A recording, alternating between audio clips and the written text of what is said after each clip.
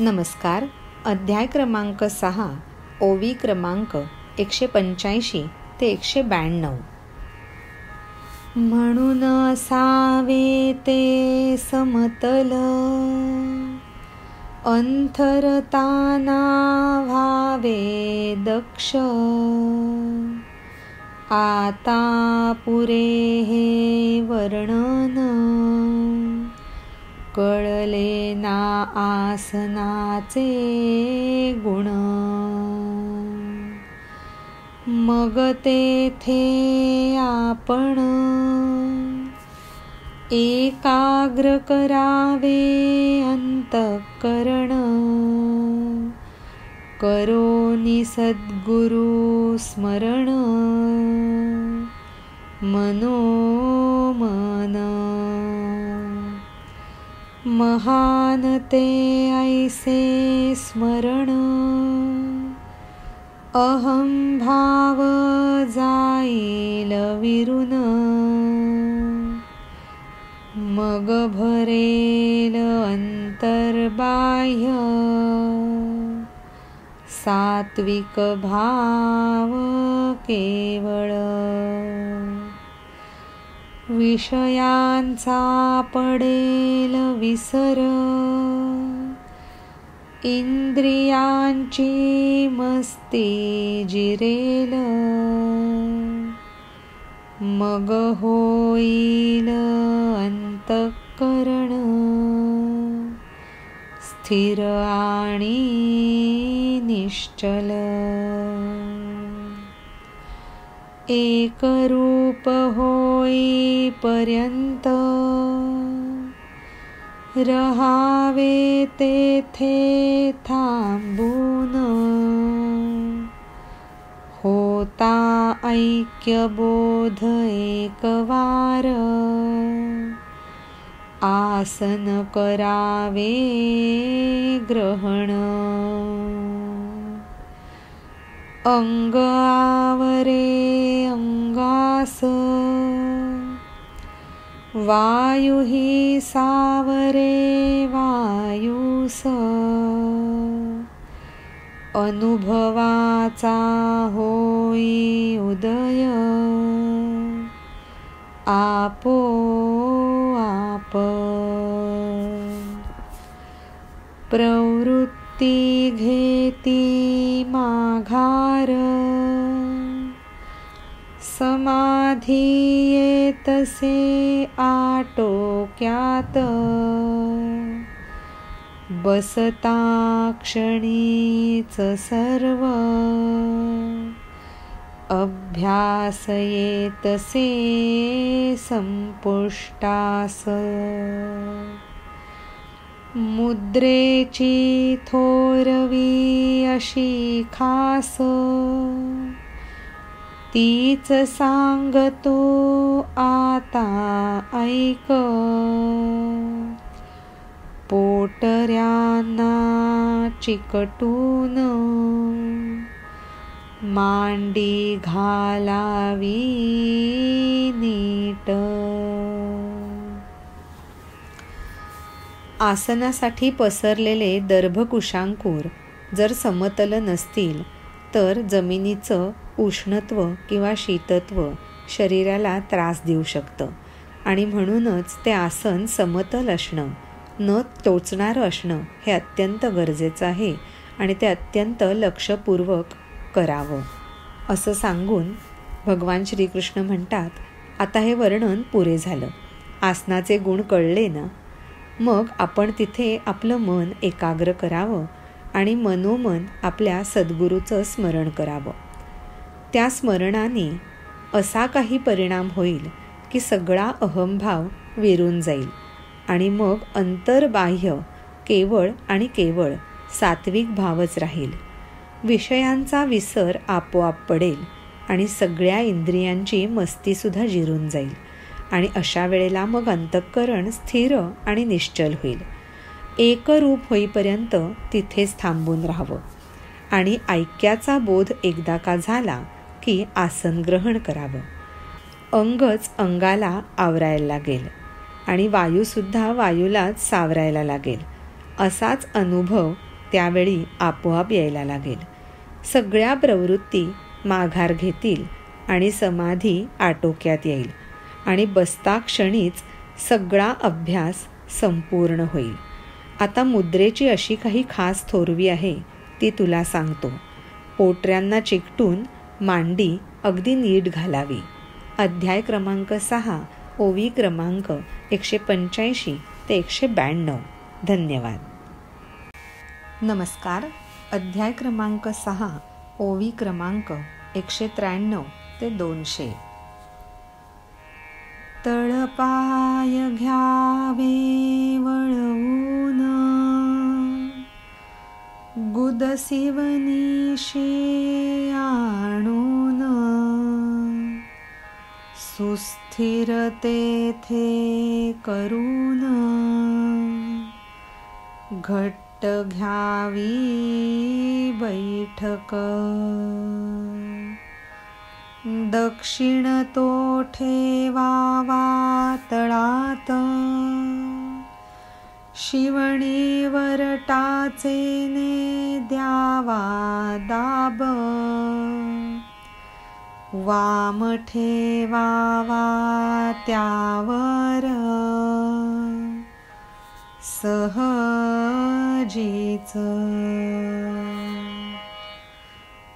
गुदशिस्नयांचे मधील, 4 बोटे जागा त्यातील.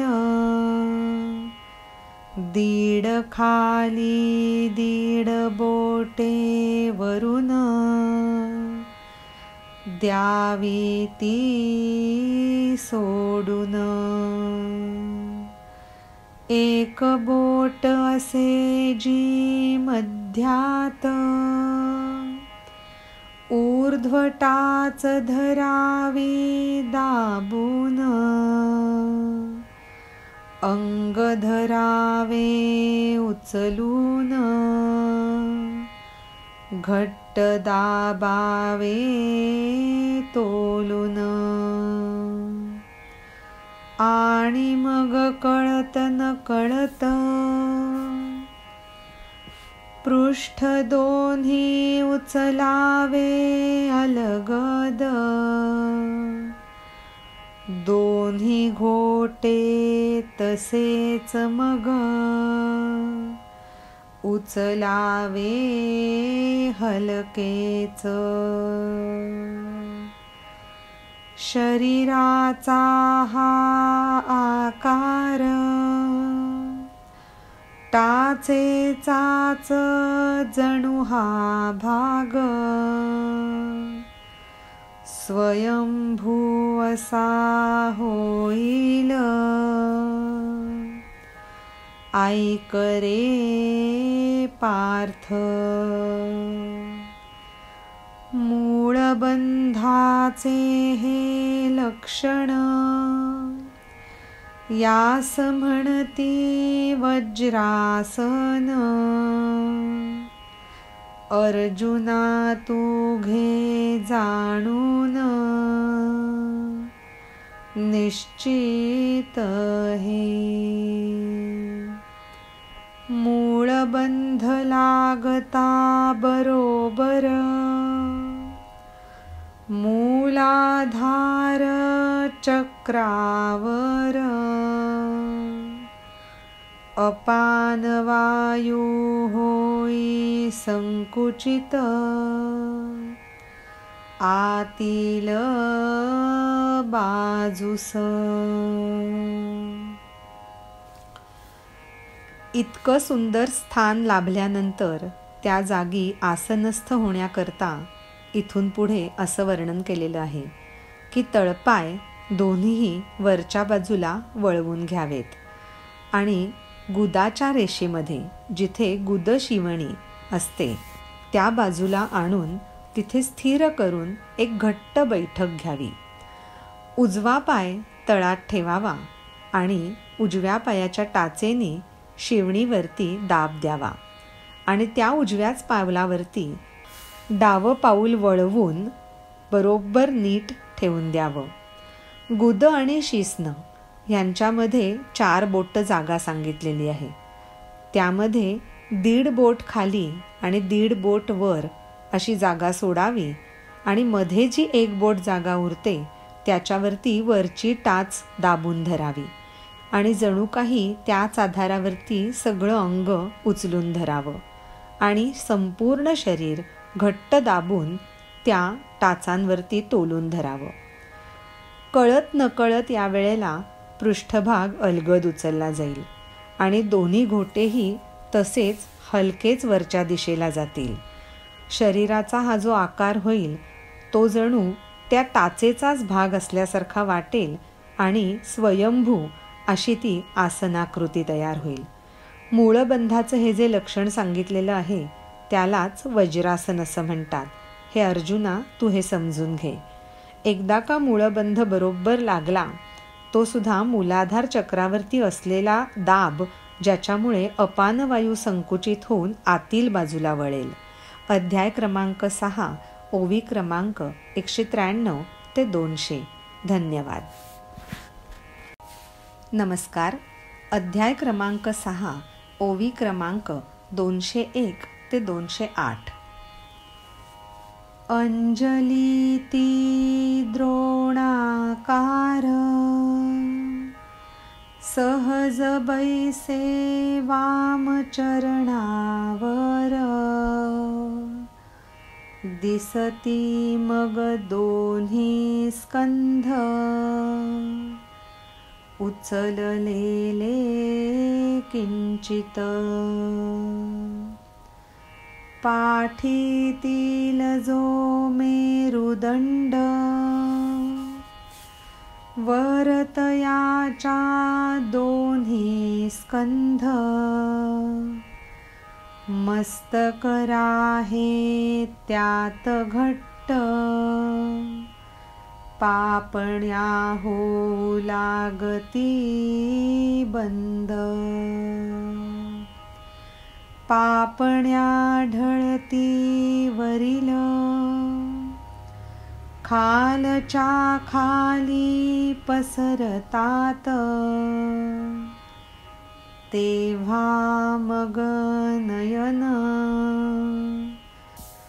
दिसती अर्धोन्मिलित दृष्टी राहते आतल्या आत बाहेर आली जरी क्वचित होते ती नासिकाग्र निश्चितच दृष्टी राहते आत बाहेर मग नाही येत आयसी होता ती अर्धवट होतसे नासिकाग्र दिशांचा घ्यावा वेध पहावा रूप विषय इच्छा होतसे नष्ट आपोआप गळा होय मग आकुंचित हनुवटी खाली जाई वळत गळ्या खालच्या खळगीत घट्ट दाबून छातीवर कंठमणी होतसे अदृश्य पडे असा जो बंध म्हणावे अर्जुना त्यास जालंधर.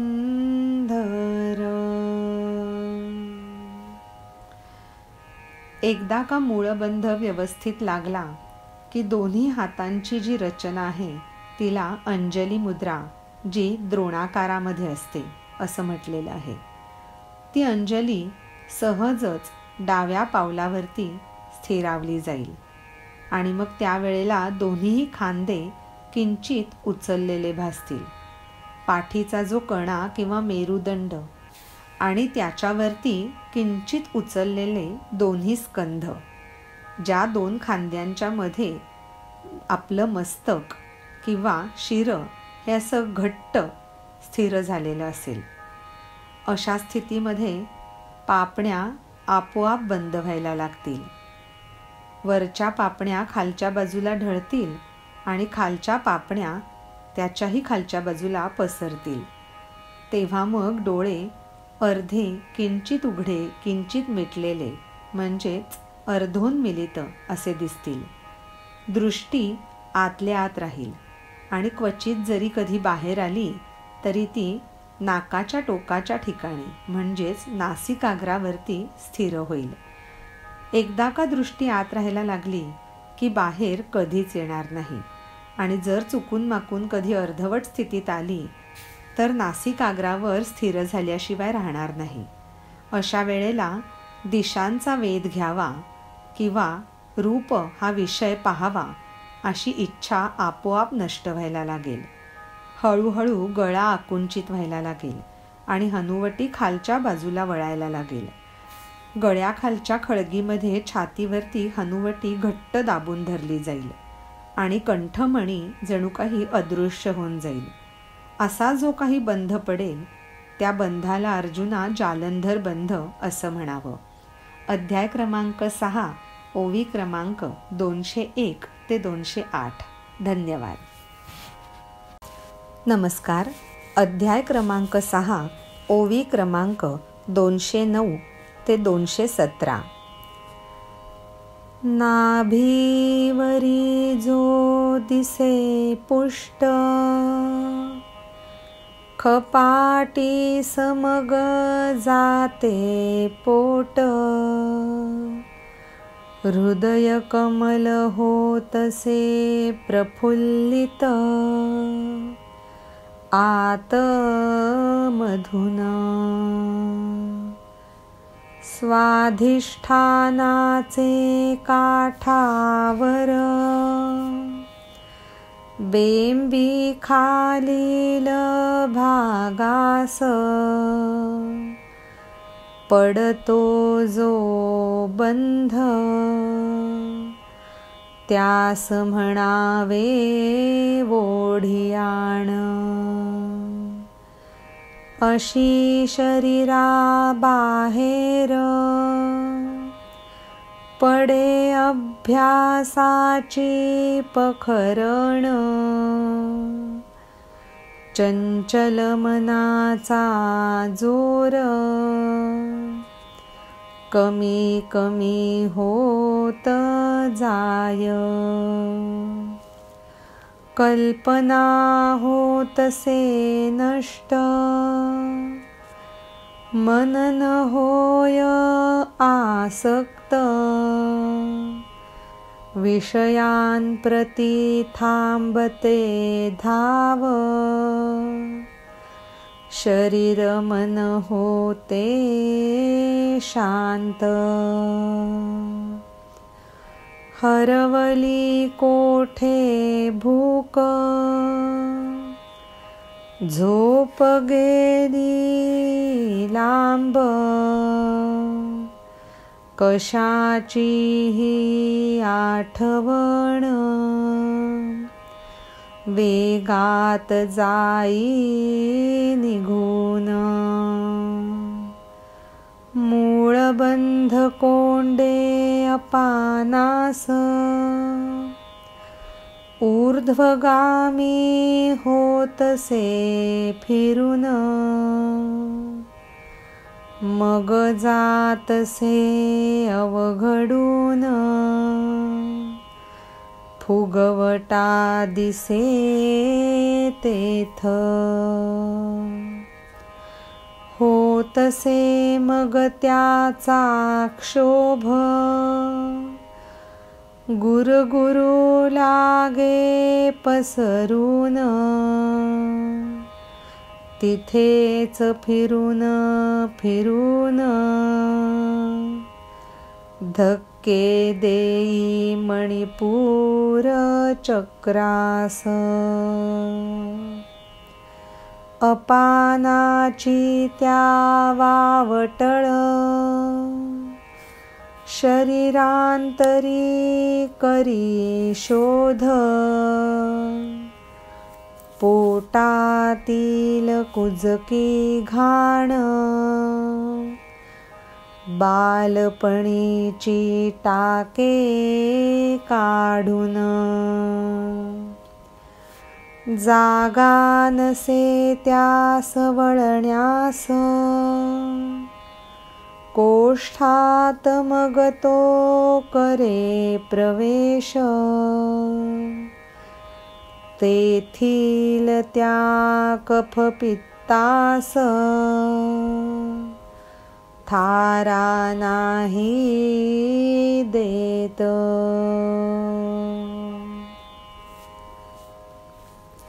त्यानंतर नाभिस्थानी जो पुष्ट असा भाग जाणवतो तो हळूहळू खपाटीला जायला लागतो, ज्यामुळे हृदयकमल म्हणजेच छातीचा भाग हा आतल्या बाजूनी प्रफुल्लित होतो.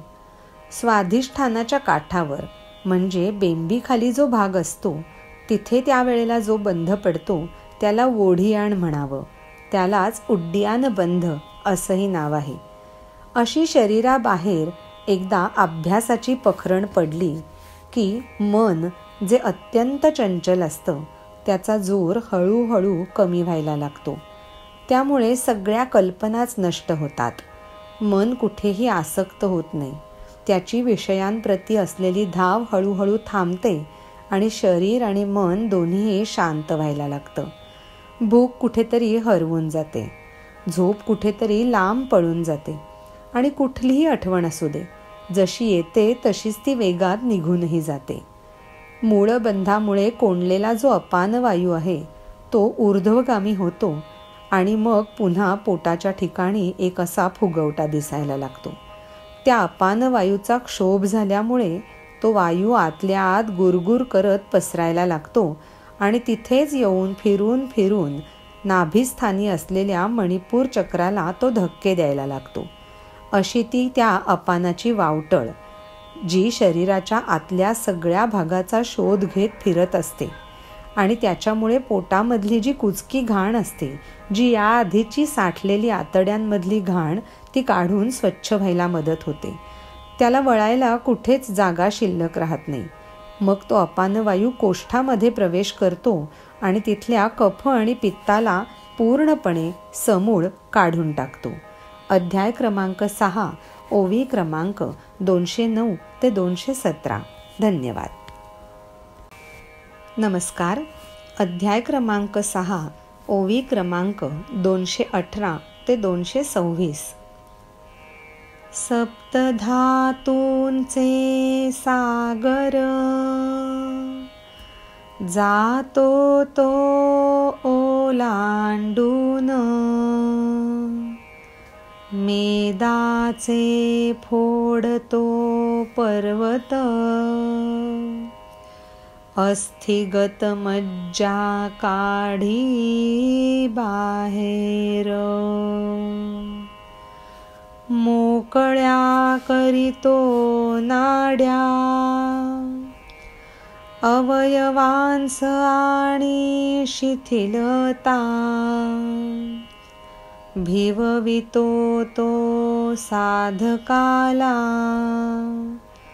घाबरावे परिना त्याला. वाटले जरी झाले रोग,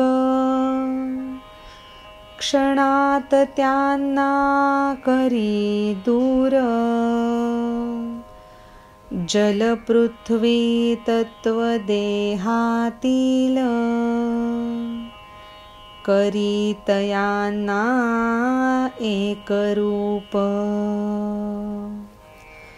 अर्जुना असा हा अपान, आसनातून येते औष्ण्य, कुंडलिनी होतसे जागृत, शक्तिमान. नागाचे पिल्लू लहान,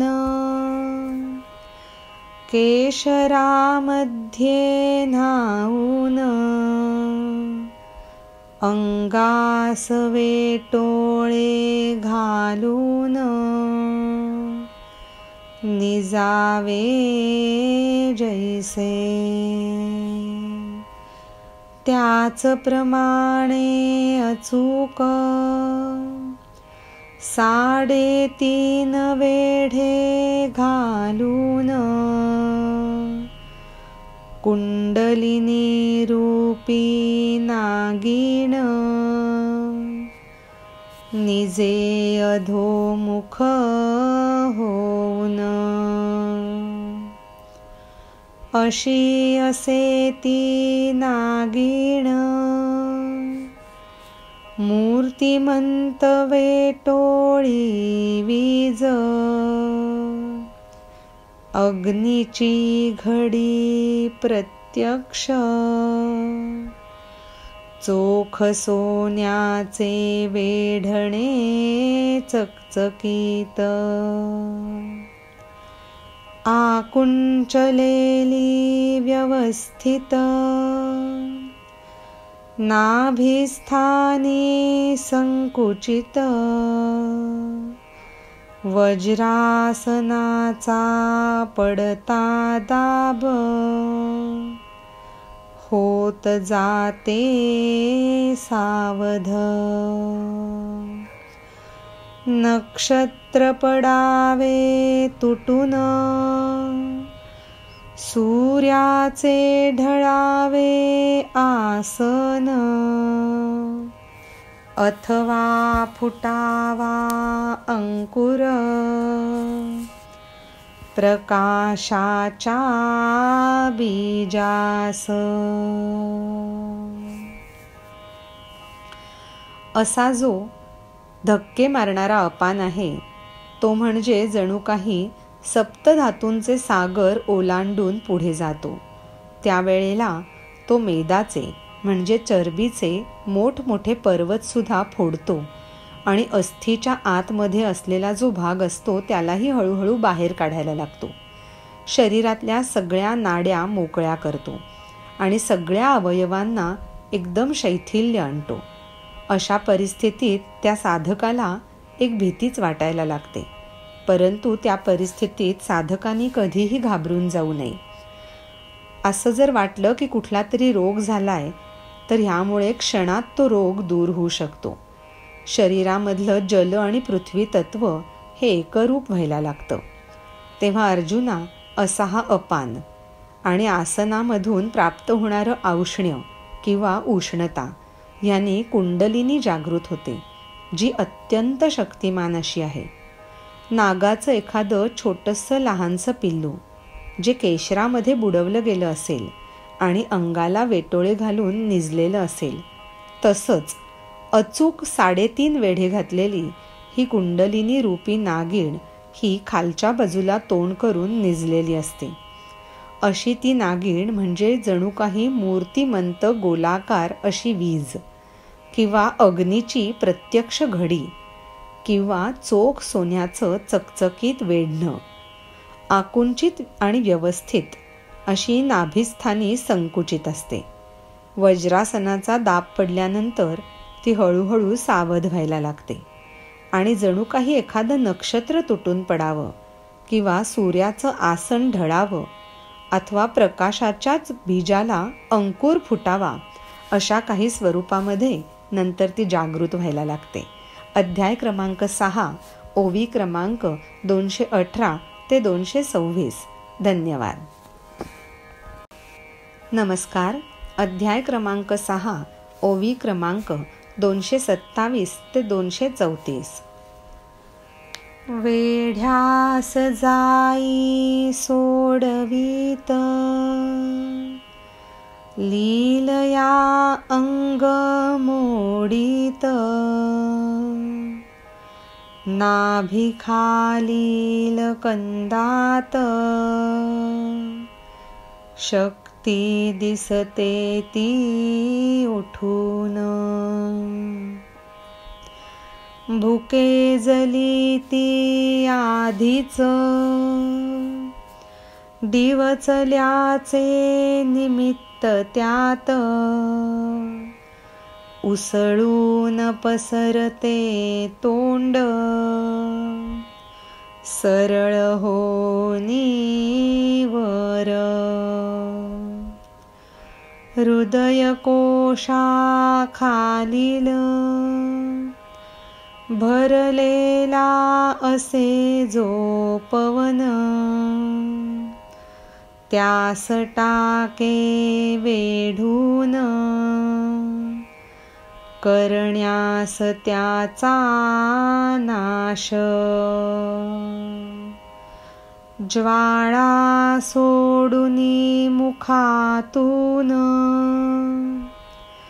व्यापे सारे वरून खालून,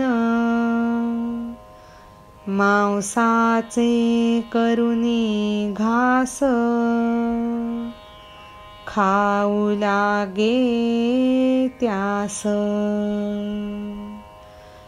जे जे दिसे मांसल,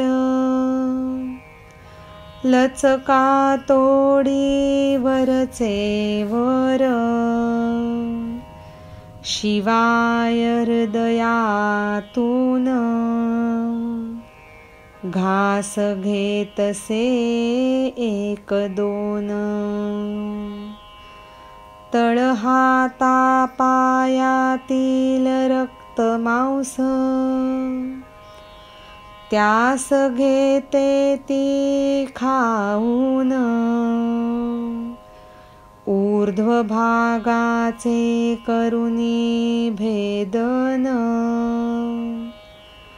अंग प्रत्यंग संधींचा घेई शोध,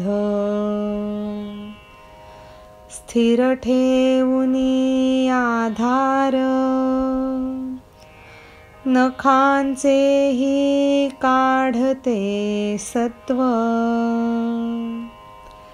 त्वचेचे करुनी क्षालन, चिकटवी अस्थी पिंजऱ्यास, अस्थी नलिका निपटून, सिरा कंडरा खरडून, बीजे जाती करपून, रोमकेशांची,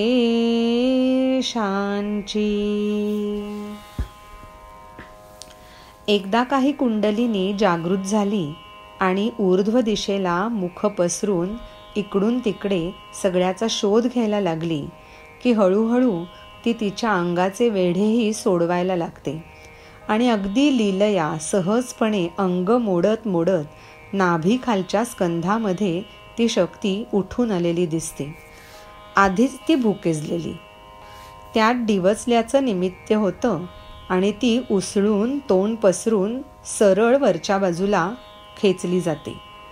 हृदयकोशाच्या खालच्या भागामध्ये जो भरलेला पवन किंवा वायू असतो त्याला ती वेढून टाकते आणि त्याचा नाश करायला लागते. जणू काही मुखातून ज्वाळा सोडून वरून खालपर्यंत संपूर्ण असलेल्या मांसाचे घास करून ती त्यांना खायला लागते. असे जे जे मांसल दिसेल त्याचा त्याचा लचका तोडत ती वरच्यावर खाते आणि शिवाय हृदयातले सुद्धा एक दोन घास घेऊन टाकते.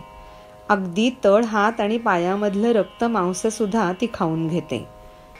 ऊर्ध्व भागाचं भेदन करून अंग प्रत्यंग आणि सर्व संधींचा ती शोध घेत असते. स्वतःचा आधार स्थिर ठेवते आणि नखांमधलंही सत्व जणू काही काढून घेते. शेवटी संपूर्ण त्वचेला धुवून काढते आणि जणू काही अस्थीच्या पिंजऱ्याला ती त्वचा चिकटली आहे असाच भास होतो. अस्थीमधल्या पोकळ नळ्यासुद्धा ती निपटून काढते. सिरा कंडरा खरडून काढते आणि जणू काही रोमकेशांची म्हणजे त्वचेवरच्या छोट्या छोट्या रंध्रांची बीजसुद्धा तिच्यामुळे करपून जातात की काय असं वाटतं. अध्याय क्रमांक 6, ओवी क्रमांक 227 ते 234. धन्यवाद.